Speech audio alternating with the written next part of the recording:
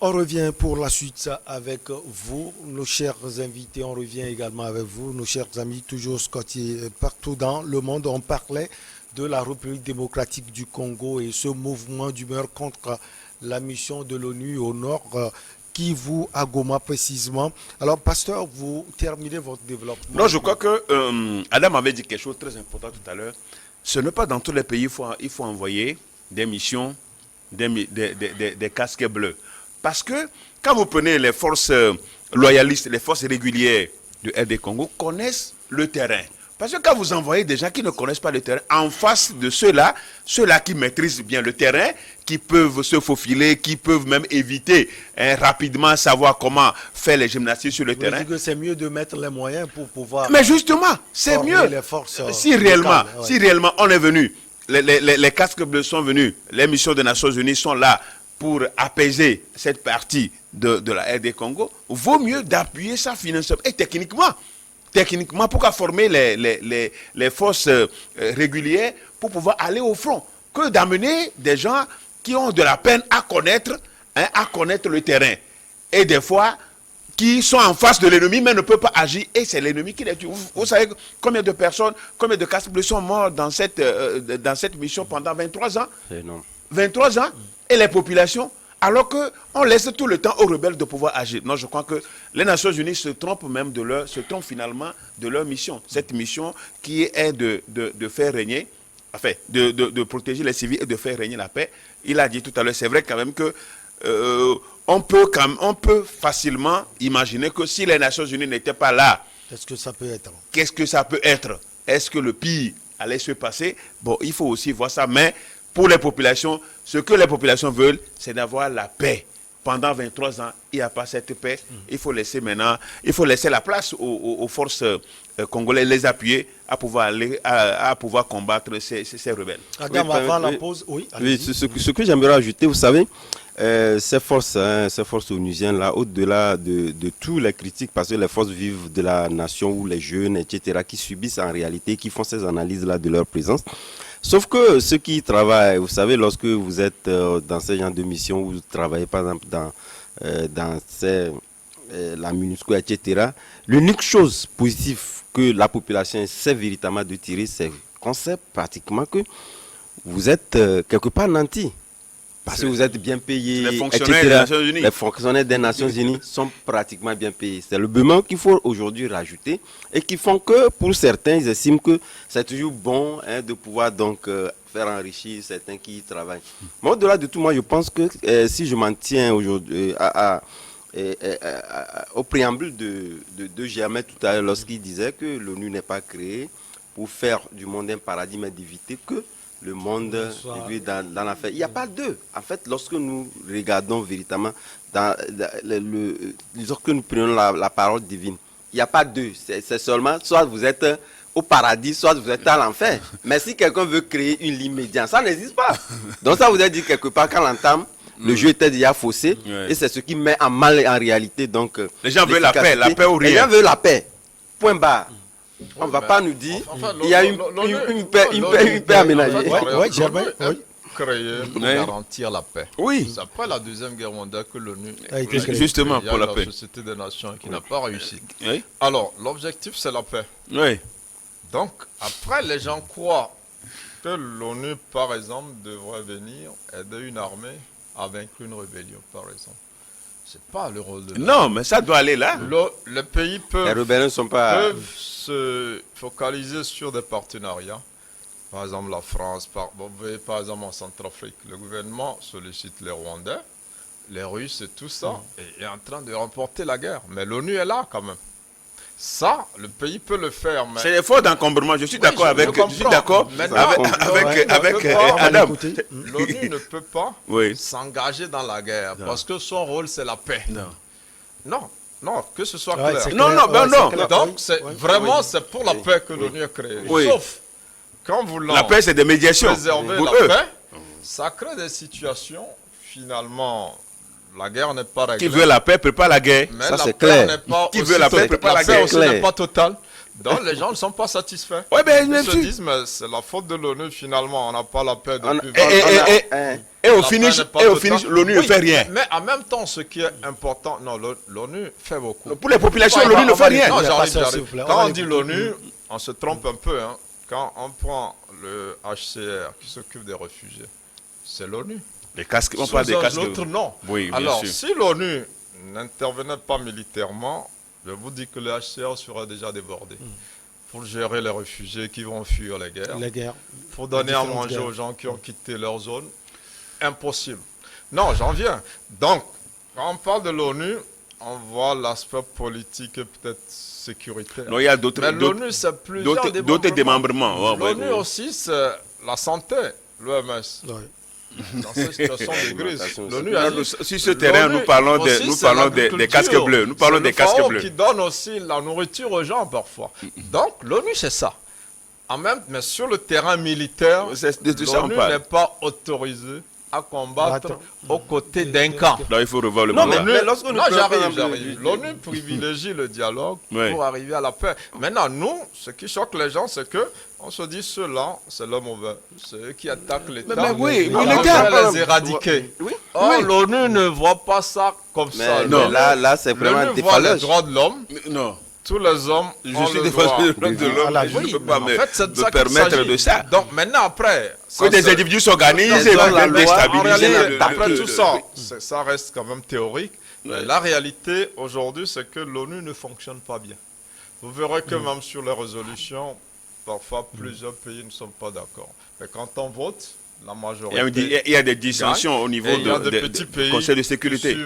Forcément par intérêt, et ce qui fait que il y a des situations où on voit de grandes puissances derrière les décisions de l'ONU, et on voit que ces puissances ont des intérêts. Aujourd'hui, on vous dira, mais si l'ONU est là, il parlait des richesses de la RDC, c'est peut-être parce qu'il y a telle compagnie minière de tel pays qui exploite et qui a intérêt à ce que la guerre perdure, pour pouvoir exploiter au maximum sans rien donner pratiquement au pays, parce qu'il y a la guerre. Donc ça aussi, c'est des situations d'injustice qui font que la population se dise, mais vous êtes là, nous sommes pillés, vous ne réglez pas le problème. Et donc c'est parce que vous avez un intérêt, ou certains pays de l'ONU ont un intérêt. Et le collège justifié. Le collège justifié. Aujourd'hui, il y a cette guerre en Ukraine qui arrive. Le rôle de l'ONU aussi, on se demande, mais est-ce que l'ONU joue son rôle? Est-ce qu'il ne faut pas tout remettre à plat? Est-ce qu'il ne faut pas revoir le fonctionnement de l'ONU? Il faut revoir. Il faut des réformes profondes. Et donc, c'est un débat. Mais si des pays comme le Mali, comme la RDC commencent par dire, nous n'en voulons pas, aussi, il faut que l'ONU comprenne que sa copie. Le fonctionnement n'est pas dans l'intérêt finalement il faut des réformes. Nations, il faut des réformes. Et revoir sa copie. Allez, on va quitter Goma pour Bamako, Mali. Là, MUNISMA reconnaît des dysfonctionnements après l'arrestation des 49 militaires ivoiriens à Bamako. Début juillet, le pouvoir de Bamako a demandé à l'ONU des explications sur la situation des détenus depuis 2 semaines qu'elle accuse d'être des mercenaires. Adam Adjorou, c'est un aveu? Non, tout se ressemble et s'entrecoupe pratiquement. Et ça, je pense que c'est la suite logique de ces dysfonctionnements énumérés au niveau du Mali. Et c'est une continuité, une logique continuité de la RDC que nous constatons. Parce que lorsque vous prenez un peu le fil de cette situation depuis que cette information de l'arrestation de ces 49 militaires ivoiriens en déclenché, vous allez constater qu'il y a même au niveau même de l'ONU, en termes d'information, il y a des dysfonctionnements. Oui. De l'antagonisme. Ça vous dit directement que moi, lorsque je l'ai analysé... par exemple de la sortie du porte-parole. Oui, tout à fait. Et d'ailleurs, même lorsque vous poussez plus loin, vous allez constater que même, je pense que la décision de Bamako de le renvoyer, d'ailleurs même, est plus ou moins justifiée. Parce que ça vous dit quelque part que au niveau même de la structuration, de la prise de décision, au niveau même de cette mission-là, ça cause problème.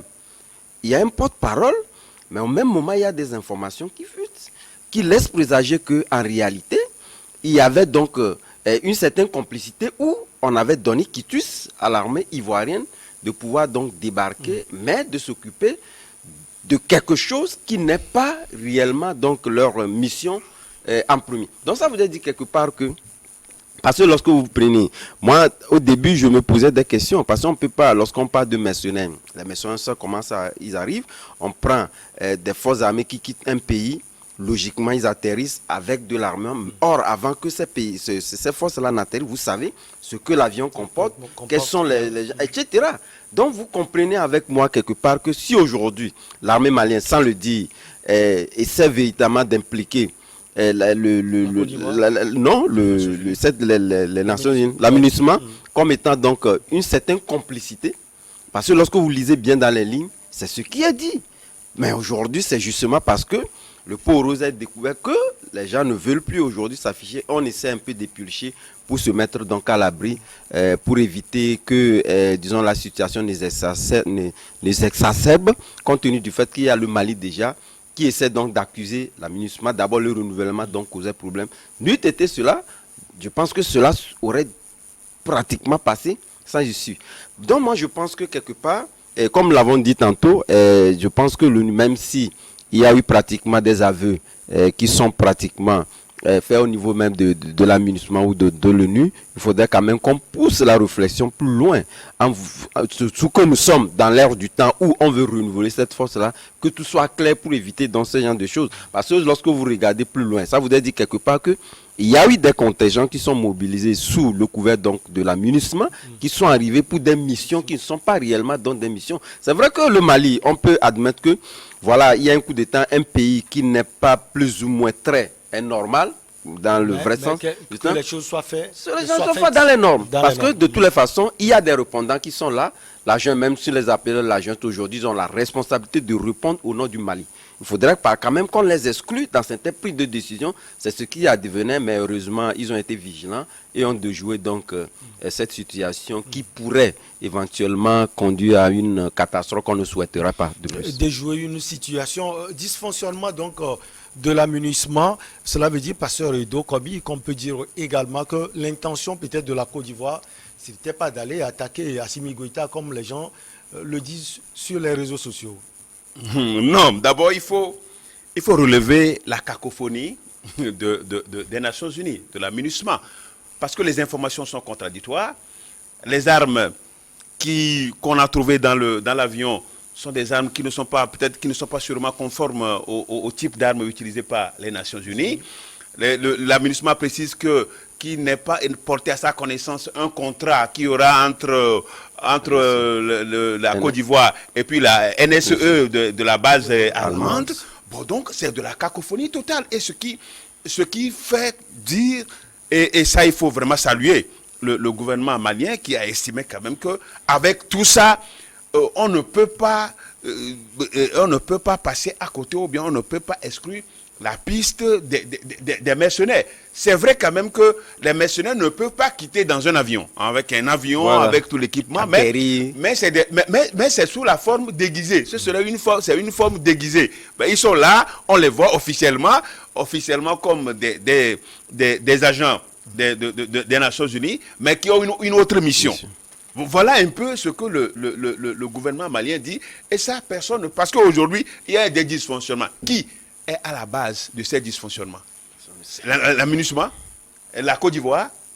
Alors, le gouvernement malien n'a pas grand-chose avec... Parce que dès qu'on reconnaît qu'il y a un dysfonctionnement, c'est que quelque part, ça n'a pas bien fonctionné. C'est ça le dysfonctionnement. Ça n'a pas bien fonctionné.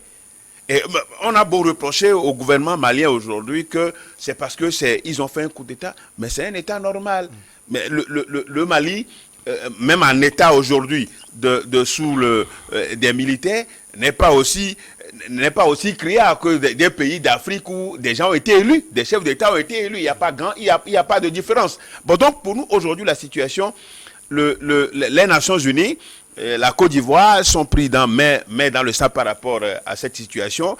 Et heureusement qu'on tente une médiation en vue pour régler. Est-ce que ça va aboutir? Ou bien on va conduire ces 49 militaires vers la détention définitive? Parce que est-ce qu'on va les libérer? Ou bien on va les laisser juger. Ou bien on va les juger? Ou bien on va les laisser partir en Côte d'Ivoire? Bon, peut-être que la diplomatie va régler ce problème, mais c'est la preuve que la destination même quand vous prenez le contingent ivoirien, le contingent ivoirien a Sénou Stadi à Bamako et non à Tombouctou. Vous voyez un peu ça, c'est aussi l'une des précisions de la MINUSMA, du porte-parole de la MINUSMA. Ben, ce qui veut dire que la situation est floue. La MINUSMA est en train de souffler le froid, le chaud et le froid par rapport à cette situation. Bon, le contingent ivoirien est à Sénou, donc à Bamako. Mais pourquoi la direction, après pourquoi il y a des papiers qui attestent que c'est Tombouctou au nord du pays. Donc, vous voyez le flou que ça, le flou de cette situation.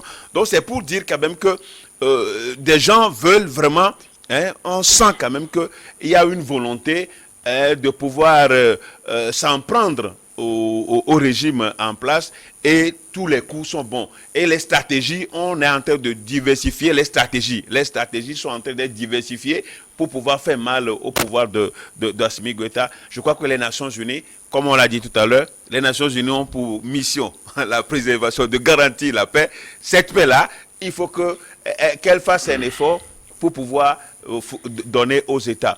Mais donc, les Nations Unies, ce qui doit être clair aujourd'hui, c'est que le gouvernement malien doit dire clairement que la MINUSMA plie ses bagages. Je crois que c'est ce qu'on attend. Il ne faut pas jouer, il faut pas aussi jouer.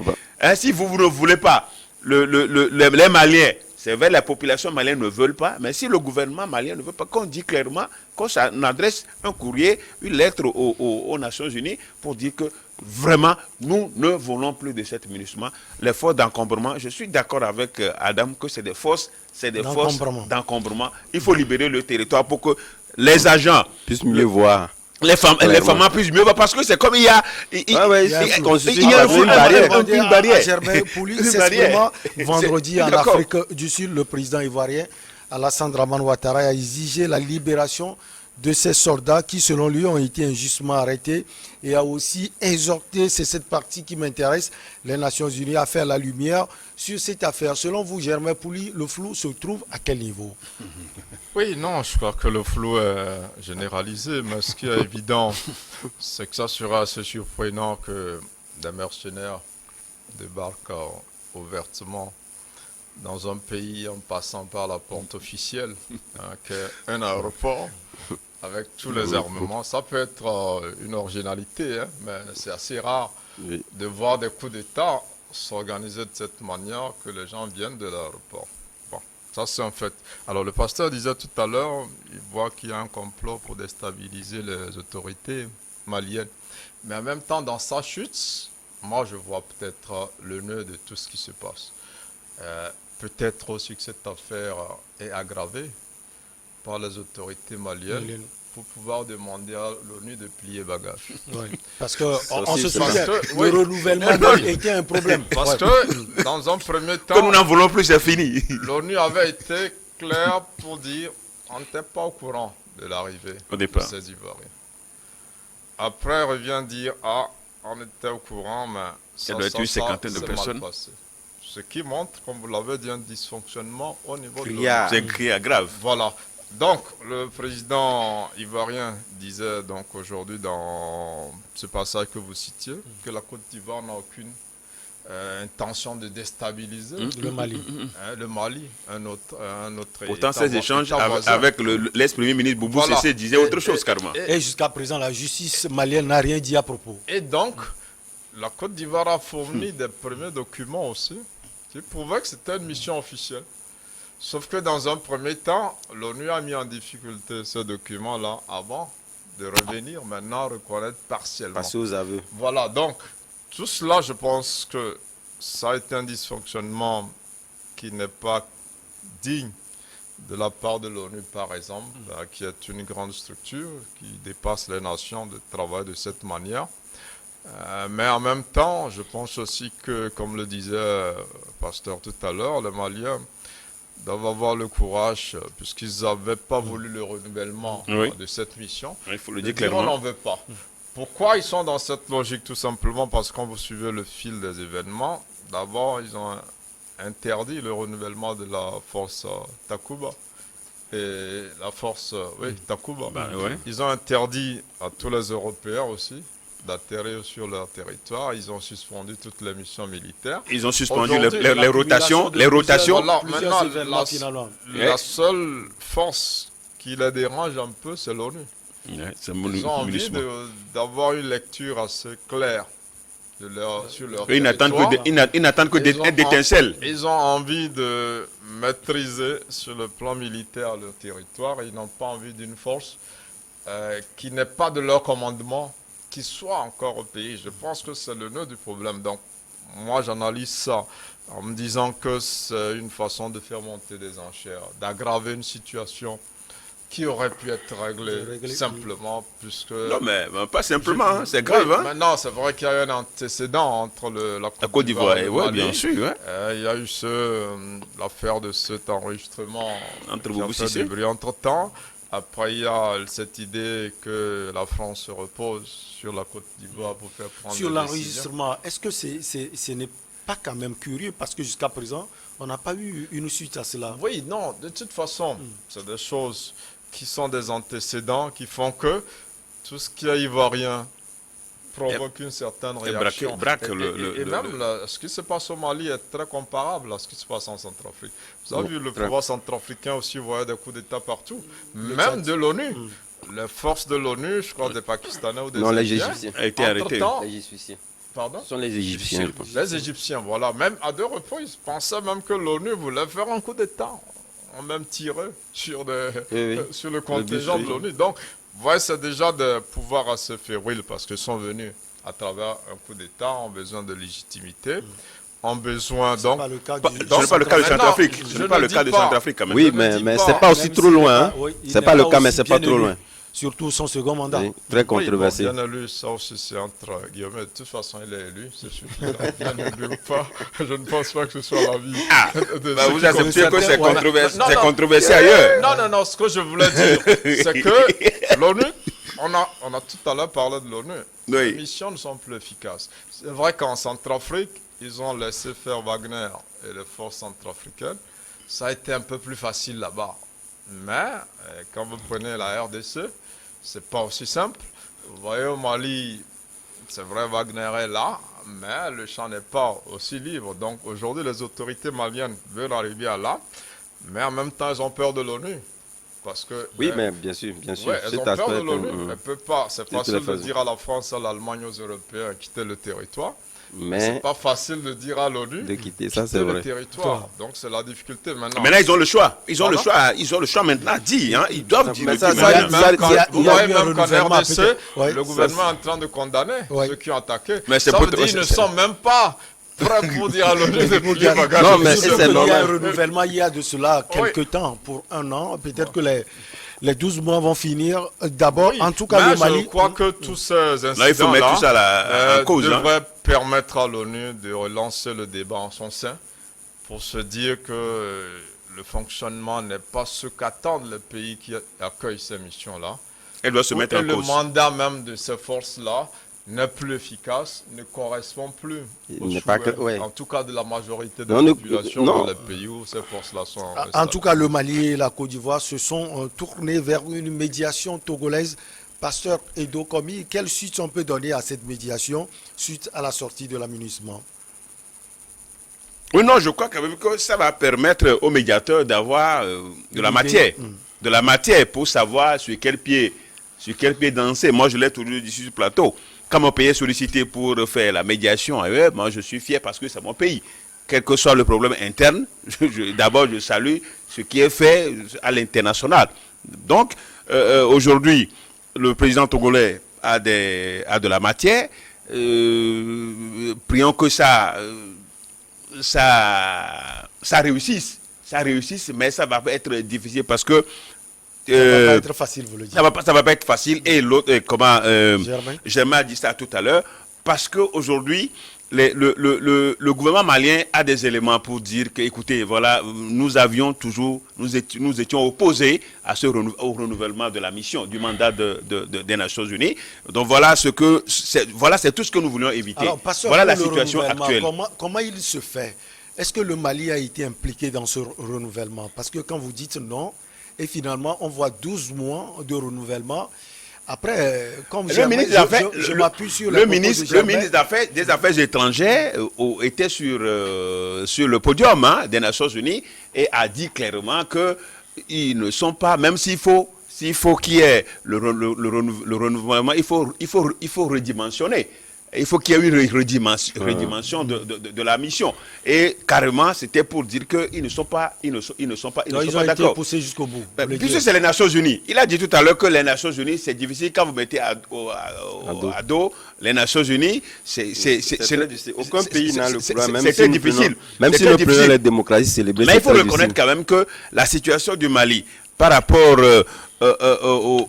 à la France, avec le départ de ses forces, tout cela, il faut mettre tout ça ensemble pour pouvoir mieux analyser la situation. Aujourd'hui, la médiation, est-ce que ça va donner?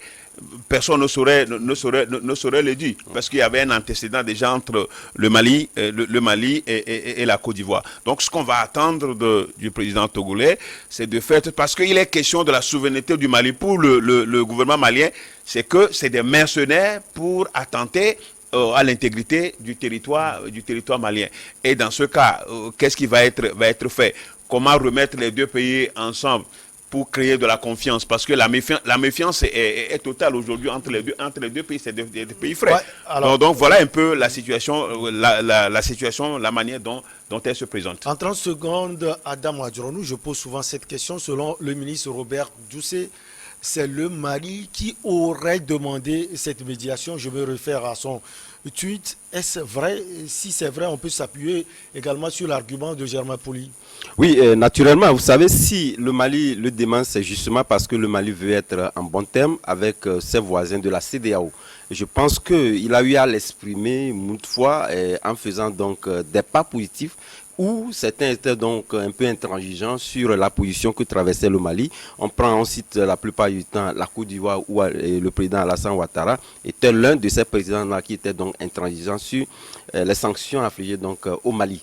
Donc aujourd'hui, je pense que si cette médiation est demandée, c'est justement parce que vous allez constater qu'à chaque fois, si la médiation, les facilitations qui sont donc demandées au Togo, ces facilitations-là sont toujours écumées ou rattrapées par des difficultés. Vous vous en souvenez, lorsque le Togo avait commencé, il y avait ce deuxième coup d'État qui avait rendu les choses difficiles. Mais à chaque fois, le président de la République a transcendé ces difficultés-là et a trouvé des points de rapprochement. Et je pense que cette mission-là ne serait pas donc vaine. Et c'est un pays qui connaît bien. Il a eu déjà... Il maintient aussi de très bonnes relations avec Alassane Ouattara, mais également avec Assimi Goïta. Je pense que sous peu, et j'en suis très confiant qu'il y aura vraiment des points d'entente pour éviter que cela ne puisse donc perdurer. Allez, on marque la pause pour le journal et on vous retrouve pour la suite.